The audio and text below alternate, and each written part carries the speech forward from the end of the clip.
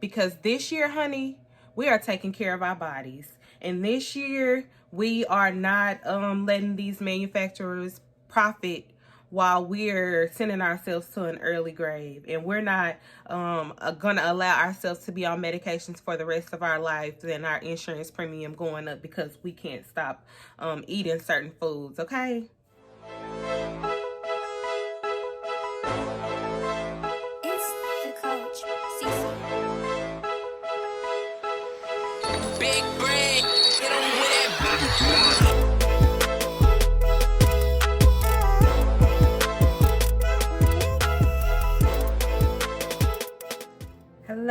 Hello, and thank you for coming back to my channel, clicking on this video. I really appreciate all the support that I've received thus far, and I'm so excited to still be on this journey, assisting you guys with your weight loss journey and giving you tips and tricks that I know works because it worked for me. Today we'll be talking about intermittent fasting.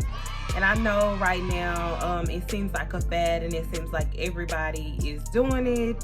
It seems that that's all you hear about nowadays is intermittent fasting.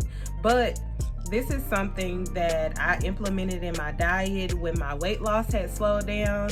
And when I tell you boosted my weight loss, it boosted my weight loss. So I'll give you the backstory on kind of a summary of what intermittent fasting is and also how it worked for me. So I do have a couple of notes here. So if you see me looking down, I'm just checking out my notes so that I can be sure not to miss anything. Also, if you have any questions, of course, please comment down below or private message me on IG, and I'll put my IG name on the bottom of the screen. Let's get right into it. First, we'll talk about what is intermittent fasting, and also the abbreviation. Of course, I'm sure you've seen it, is IF. So if I say IF, I'm talking about intermittent fasting. Intermittent fasting is basically an eating pattern where you go from eating for a period of time and fasting for a period of time. That's the simplest way for me to put it. That way you understand what we're talking about when we talk about intermittent fasting. A lot of people are using it right now for weight loss and to improve their lifestyle. I personally used it for weight loss, and fasting, of course, is not something that is new. It's not something that was recently discovered. Fasting is something that has been in play since the Bible days. So we know that a lot of people do fast for religious purposes or other things besides weight loss. But today we'll be talking about fasting for weight loss. The popular methods right now are the 16-8 method, which is skipping breakfast and eating for 8 hours, then fasting for 16 hours. So an example of that could be maybe eating from 1 to 9. So that means you're breaking your fast at 1 and you're starting your fast at 9. And that gives you a larger eating window. And if you decide to eat 3 meals in that 8-hour period, then that's fine. But some people only eat 2 meals in that 8-hour period, but they also are sure to get in all of the nutrients and the calories that they need for that period of time, not depriving themselves of any calories or food, but just fitting them in a smaller eating window. Instead of waking up in the morning, having breakfast at 8 o'clock, and then eating all the way to 8 o'clock at night. Third method is the alternate day fasting. Let's say we fast on Monday, eat on Tuesday, fast on Wednesday, eat on Thursday, and so forth. A lot of people use that method where they eat that whole 24-hour period and then they fast the next day. I have not tried that method, so I wouldn't know how well it worked out, but I'm sure it boosted weight loss. I'm not sure about the headaches and other things that people may have experienced while fasting. The next method is the 5-2 method, and that's where you consume 500 to 600 calories on 2 consecutive days, and you eat normally on the other 5 days. I also haven't tried that method, but it sounds like a lot. But I would actually like to try it eventually, but I haven't gotten to that point. Last one that we'll talk about is OMAD. OMAD is 1 meal a day. That's when you only eat 1 meal in a 24-hour period. So normally people will say 23-1 because they'll fast for 23 hours, and then in 1 hour they'll consume all the calories that they need for that day. So that is basically the different methods of intermittent fasting. But I would also say don't compensate not eating during a period of time by overeating. Don't try to eat cookies, cakes, and all these fattening foods just because you're fasting the next day. Still eat a nutritious meal that's packed with protein, fat, healthy carbs, things like that. Don't think that just because you're fasting that just means eat whatever. No, that's not what that means, and that also probably wouldn't benefit you much. Some people who have higher metabolism, they are able to eat like that and still lose weight, but it's not healthy. It's not always about just the pounds going down. You want to do it in a healthy way to where your body is still healthy, because you don't want to fast like that and then still end up getting diabetes or something like that because you're still eating very poorly. The main benefits of IF is weight loss, insulin resistance, inflammation, heart health, and many more advantages. Those are just some of the things that I use IF for. So there are other advantages of it.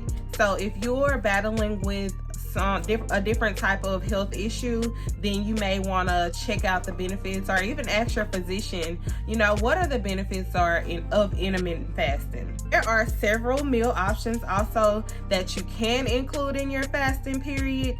You would most likely want to stay either under a calorie limit or under a carb limit, or under either. I would definitely consult with my physician, a wellness coach, or a nutrition coach, anybody who's able to assist you with how you can properly eat during your eating periods. Experts also say that the following people should avoid fasting, and that would be children and teens under the age of 18, women who are pregnant or breastfeeding, people with diabetes or blood sugar, and those with a history of eating disorders. I personally know of individuals who have tried this in all of these categories and were successful. So I would say for you to consult with your physician definitely before starting any intermittent fasting, even if it's just the 16-8 method or anything of that nature. Consult with your physician. Also, if you're interested or trying to start intermittent fasting, I would recommend you start off by fasting for 12 hours and eating for 12 hours, in which most people typically that's their eating pattern. But in order to successfully work your way up to the 16-8 or the 18-6, 23-1, 5-2, any of those, I would recommend starting off with that and then working your way up. That way you can remain successful and you're not just jumping into it too fast, because sometimes that will make you burn out. I personally use low carb paired with my intermittent fasting, and I believe I started off with the 16-8 method. And now I'm typically doing the 18-6 method, just because that works better for me. And even though I skip breakfast, I do sometimes have breakfast food after I break my fast, just because that's what I wanted that day. But I found that the low carb paired with intermittent fasting definitely boosted my weight loss a lot. I will live by it. I encourage my clients to do it, to work their way up to it. And I'm just an advocate for intermittent fasting now because it has helped me a lot. I am currently fasting, and I just hit my, I can't count right now, I just hit my 39th hour of fasting. So definitely after this video, I will be breaking my fast. But currently I feel very energized. I'm hungry, and I just got hungry probably about an hour ago, but I've been fine. Sometimes I have had really bad headaches to where, you know, I had to go ahead and break my fast. And I would definitely recommend, if you do get to that point that you have a headache or you just can't take it anymore, go ahead and break your fast and eat. Try it again another time, but this time it just wasn't it. And I know for some ladies, like when you're on your menstrual cycle, it's harder to complete a fast. Don't beat yourself up about it. I mean, that's something you can't control. Breaking your fast. For me, a day of fasting looks like breaking my fast around 11 a.m. with either a protein shake, fruit, or veggies. And I say that because personally, that's just how I break my fast. I don't always break my fast like that, because if it's like an 18-6 fast or 16-8 fast, I'm fine. But an extended fast like I'm on right now, I definitely have to break it with either protein shake, fruit, or veggies, or my stomach will be cramping up like crazy, seriously. So I learned that the hard way, and I've learned to just break my fast that way and probably wait about 30 minutes to an hour, and then I'll eat whatever meal I have prepared. And I don't overdo it. I don't try to make up for the calories that I missed during my fast. I just eat what I eat, and I get full faster whenever I have fasted that long. So the meal is typically a small meal. But I break my fast, and then I eat about 30 minutes to an hour later, whatever meal that I prepped that week. I definitely will be showing you guys some of my meal preps, probably starting next week or the week after. I haven't decided, but I definitely will be showing you that. But I break my fast around 11, and then I eat around 12:30. I eat my first meal, and then around 4:30 I'll eat my second meal. And sometimes my second meal is a protein shake and maybe a salad or something small, and that's just because I'm not hungry. Now if I'm hungry, I'll eat, you know, whatever meal, but sometimes I'm just not hungry, so I just eat or drink a protein shake just so I can have something on my stomach, especially if I'm working out in the evening, which here lately I've tried to start working out in the morning time, but it don't always work out that way. And fasting was not a hard thing for me to adapt to, because I usually skip breakfast anyway, because I didn't want to get out of the bed early enough to fix breakfast or to stop and get breakfast. So it wasn't really a huge difference for me, but it's definitely something that you have to adapt to. Now I do eat breakfast usually on Sundays, but I'll start my fast that evening earlier. But I won't eat breakfast probably to about 9:30 or 10, so it's not that big of a difference. But I usually do indulge in some low-carb pancake, waffles, biscuits, or something, and sausage. I still keep my meal healthy on breakfast. It's important to remember, while you're eating, during your eating period, still get in your calories and your macronutrients. Do not deprive yourself, because you can still send your body into starvation mode. So be sure, if you have to beef up your meals with different fats and other things to try to make sure you get in enough nutrients and calories. I'm an advocate for working out. A lot of people don't like to work out because of the strenuous activity, but even if you do the 30-minute boost and walking on YouTube, it's several videos on YouTube that I have ran into since being on quarantine and not being able to go to the gyms. So there's so much out there for people to do that's low impact that can help you. And even just walking, trying to get the 8,000 to 10,000 steps in every day to help boost your weight loss. I like boot camp, HIIT workouts, HIIT cardio, HIIT jogging, YouTube videos. All those are different options that I've used personally, and I feel like they work.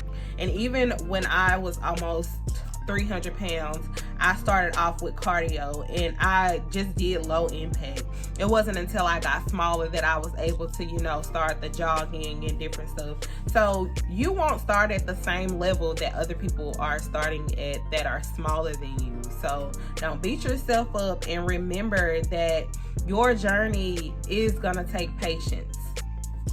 If you haven't watched my video about tips for starting your weight loss journey, check it out. Those are tips that I took to heart, that I use personally, or that I wish I had known before starting my weight loss journey. And I would definitely recommend that you guys check that out and use that while starting your weight loss journey. And also this gallon of water, drinking a gallon of water. I put lemon and limes in this one, and I started off drinking it late just because I've been running around all morning. Also, tracking your nutrition. I do plan to do a video about tracking your nutrition, but you just include your breakfast, serving size, protein, fat, carbs, calories, things you would like to include on here. And you don't have to have a actual book, but there's apps like the Carb Counter.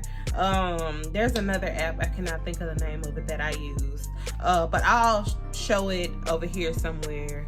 But that's one of the, if you don't want to write it down, just put it in there. And that's just a way of holding you accountable and also showing you what maybe you didn't do right. Say this week you didn't lose anything.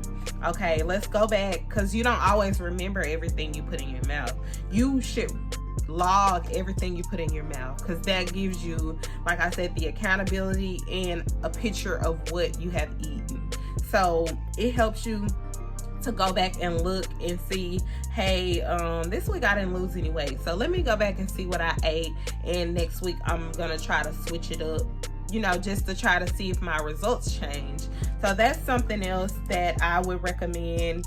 Also, stay tuned for what I eat in a days. I'll promise to do several of those, just so you can kind of get a variety of what you can and can't eat during your eating windows. Be sure to like this video. Be sure to share it if it helped you any, and subscribe. Tell your friends to subscribe, especially if they're on a weight loss journey. And I will be also doing some lifestyle videos and things like that, just to kind of give you a picture of what a day looks like in my life. I am very excited still about doing this for you guys, because I know how much watching other people's journey helped me. So I want to be the one to help other people. If you need anything, if you have any questions, if you just want to say hi, please follow me on IG and interact with me, please. I ask for these things. I definitely will interact back. I am currently in school for my master's in nutrition, so that does take up a lot of my time, but I also would like to share this journey with you guys. So if you could, like I said before, like, share, and subscribe. And baby, let's make this year the best year yet for our body.